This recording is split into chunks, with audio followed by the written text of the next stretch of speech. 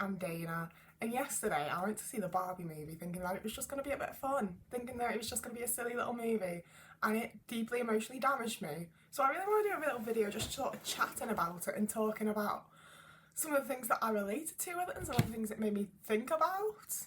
You okay, Oat Man? So this isn't like a legitimate review or reaction or anything, it's just me rambling and talking bollocks about it because I really enjoyed it and it made me feel a lot of things. I think that's the point of a movie and I liked it. So there are going to be spoilers if you want to back out because I'm going to just get straight into it. I've got notes we're going to talk about and I want to start with Weird Barbie. Like right from the beginning you're sort of, or at least I felt like I was being led into trying to like see which Barbie's like me, because I'm definitely not stereotypical Barbie. And I was looking at them and it's the whole thing of like, Barbie can be everyone and everyone can be Barbie.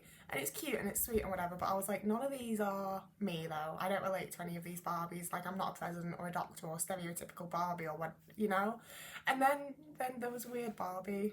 And I know that the whole thing is that like she's just been played with too much, but also like, ain't that life for a lot of us, you know? Ain't life just played us too much and left us being the weird Barbie, having to be a little bit separated from town, having to be like outside of the other Barbies.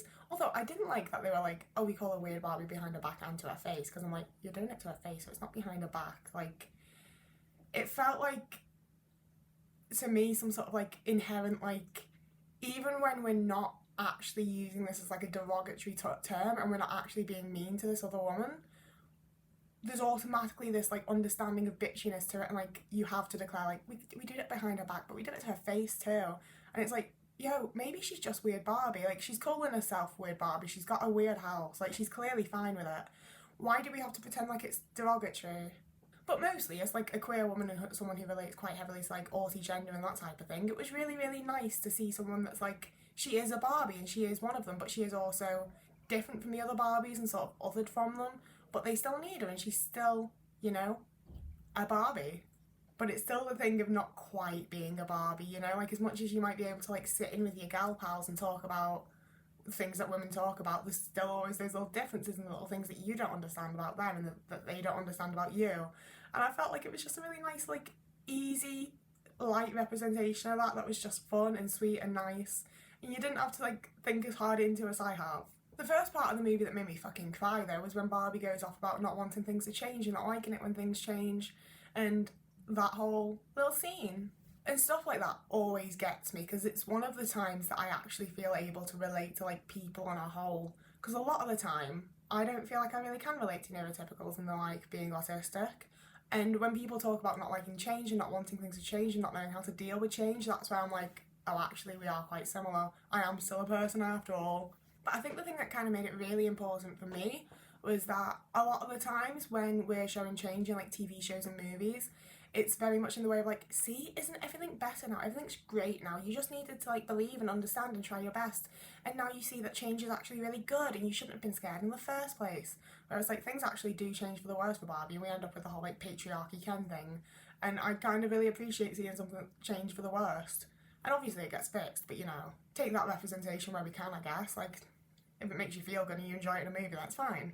But that does bring us to Ken. And that was where a lot of like the emotional hits of the movie were for me as someone who's been in like a horrible relationship with a man and sees a lot of it reflected in that. And I think that I am seeing it in a heavily personalised way, you know? Like I am very much seeing what I want to see in the movie, and I think that is the point of art and movies, is to see what you want to see and feel like the comfort and wonder and awe and whatever else art can make you feel for your own situations and experiences. So like, I get it if no one else is getting the same things. I think it's really interesting and cool that you're getting something else. But for me it was when Barbie went back to Barbie Land and Ken had taken over the dream house and she was like, but this was meant to be my dream house and you've like spoiled it.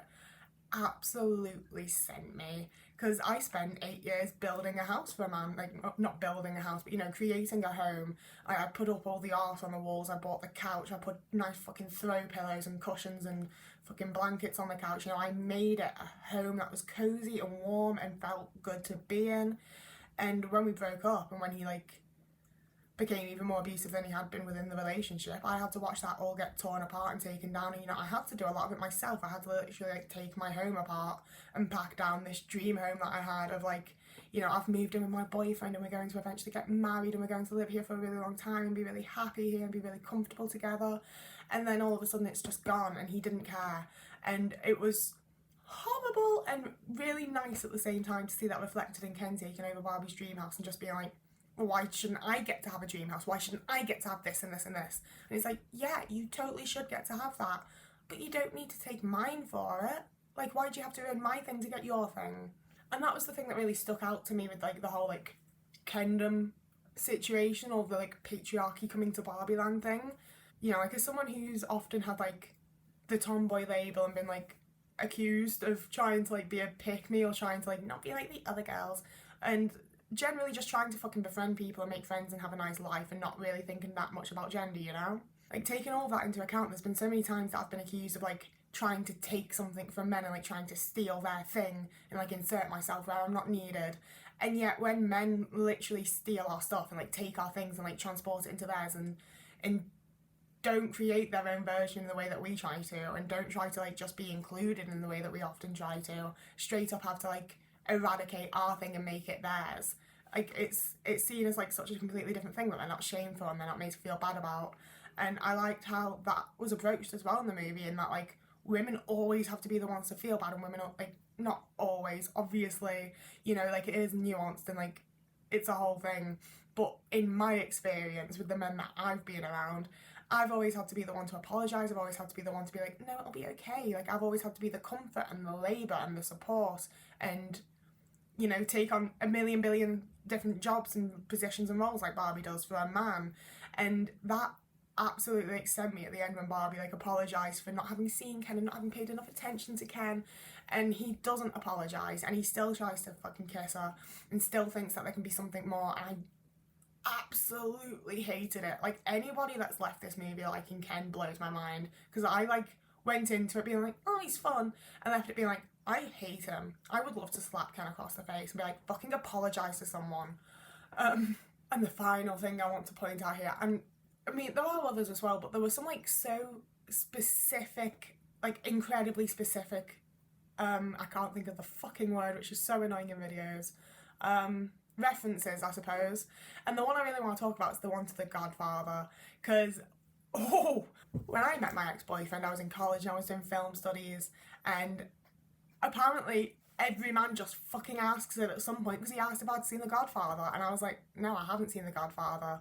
And he was like, do you want to watch The Godfather? And I was like, no, I don't want to watch The Godfather. I've just watched The Goodfellas in college and I didn't really care for it. You know, like, I can appreciate that it is a good film. I wouldn't like sit here and rip it apart and be like, actually, like, it's bad because of this, this and this. It just wasn't for me. I didn't enjoy it. Like, I'm not a mobster kind of film person. So I was like, no, I don't want to watch The Godfather. And he sat there and was like, but you should want to watch The Godfather because it's about this and it's about this and it's got these characters and this happens, and like such a long fucking conversation about The Godfather, a movie that I have not seen, did not want to see, had made clear I didn't want to see, and yet still he had to tell me all about it. And like, I was with this guy for 8 years and he asked me like at least twice a year I wanted to watch The Godfather, and every single time I was like, no, I don't. And then he'd explain it to me again to try and like make me see sense and see that actually it's incredible and I do really want to watch it, when I didn't, and I don't, and I'm not going to.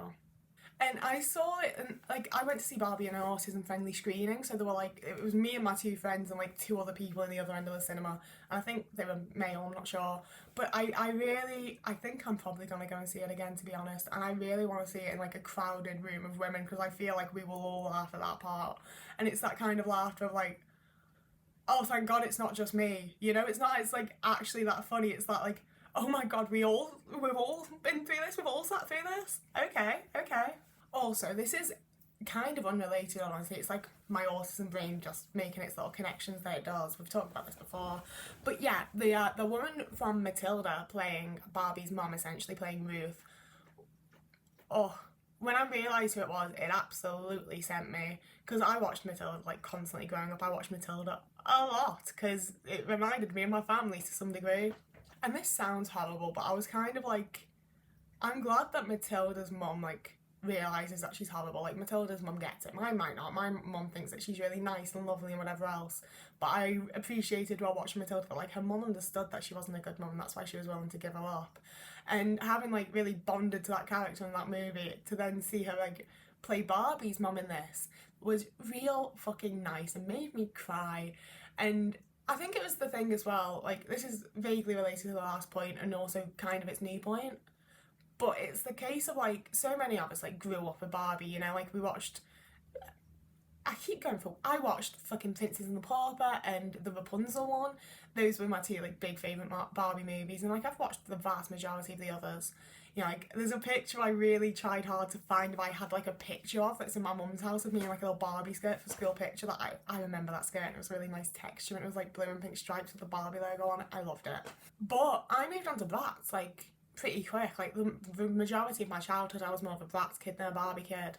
Like, I still had Barbie dolls, and I played with them all together because it meant that I had more dolls, but I would rename them. They weren't Barbie anymore, you know?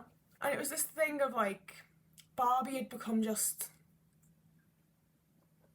you know, because she takes on every role and she's a doctor and a vet and a president and an astronaut and this and this and this and this, I was kind of like, yeah, okay, like, I can't do all that though. I can't keep up with all that. I can't be Barbie when she's doing all that and being physically perfect and also has the perfect boyfriend and all these friends and blah blah blah blah. Whereas I could look at the Bratz and see something relatable. There were these kids that were in school that, like, have a passion for fashion, you know, and I was like, I can relate to that. So I became a heavy Bratz kid, and it kind of might have deeply healed my inner child to have had this, like, figure of my childhood sort of become personified again. You know, because, like, there was a Barbie movie that was, like, her diary, and it had, like, butterflies and shit all over the cover of it.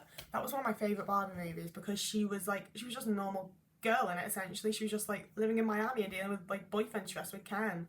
And it's the same feeling of, like, it's that character, you know? Like, I know it's Margot Robbie and it's, like, a new franchise and they've, like, rebooted and, like, made it new and fresh and whatever, but, like, it's still that character that I loved as a little tiny baby girl. And it's really, like, and they've made her feel like a full person again to me as an adult, and that's, like, really weird and special and nice, you know, and it feels like a true connection to, like, my childhood again in a way that's, like, really comforting and really lovely. And it also provided the thing that I found I also, like, experienced when just befriending other women as an adult, because, like, my experience of befriending other girls as a teenager was horrible. Girls, like, no one really liked me that much as a teenager, especially not girls. And as an adult, I have had more, like, female friends, and not only female friends, but the type of female friends where it's like, we're vastly different, we're very different types of people, different types of women, and we've been able to just accept each other and be like, no, but you're great as the kind of woman that you are. You know, like, they might be more pretty than me or more talented than me or skinnier than me or have better bodies or better lives or better boyfriends or better jobs, and whatever they've got going on, I'm like, I'm fucking happy for you because you deserve that and you're great as you are and you support me and say that I'm great as I am, which maybe I don't believe, but you're saying it and you seem to believe it and it's working and everything's nice and it's, like, girlhood and it's good. And it's kind of giving me that vibe for Barbie again, you know, instead of being like, she's an unrealistic standard that I can't look like. It's like, well, who said that I had to look like Barbie? Barbie can look like Barbie and I can look like me and that'll be fine. But I do also kind of really hate that they gave her cellulite as a scary thing. We all have fucking cellulite. Most, like, again, I know we don't all have cellulite. Most people have some degree of fucking cellulite. Can we please stop using it as, like, a scare thing? And, like, I get, like, that a girl have used it as, like, it's so silly because it's just cellulite and we all have it, but Barbie's so scared when she has it. But I feel like it still, like, perpetuates the point, even though they're doing it, like, kind of ironically or whatever. I didn't love it. I would have preferred they didn't do that. And finally, this is where you really know that it's my video, because I've put the effort into wearing pink because it's about Barbie, but we also have the Doctor Who t-shirt because fucking Ncuti Gatwa's in it, and it's the first, I think it's the first thing that's come out with him since he was announced as the Doctor, and honestly, I probably wouldn't have seen it as quickly if he wasn't in it. It was a big selling point for me, was that the next Doctor's going to be in it. Which meant that, like, during scenes that he was in, even if he was in the background, I did kind of pay a bit too much attention to him because I'm really excited to see him play the Doctor. And I was sort of like, obviously I've watched all of Sex Education because it has Gillian Anderson in, but I was like, this is kind of me seeing, like, how I'm judging him as the Doctor, because I can't judge Eric as the Doctor because it's Eric and I've gotten used to him, but this is a new character, so I could look at him and just be like, what kind of Doctor do I think you'll be? Because I'm already excited. It's not like when it was, like, with Peter Capaldi and I was just like, why the fuck have they cast this guy? I hate him, and I still do, and we can go into that in the comments if you really want to. I know people are Capaldi stans, but no, I'm not for me.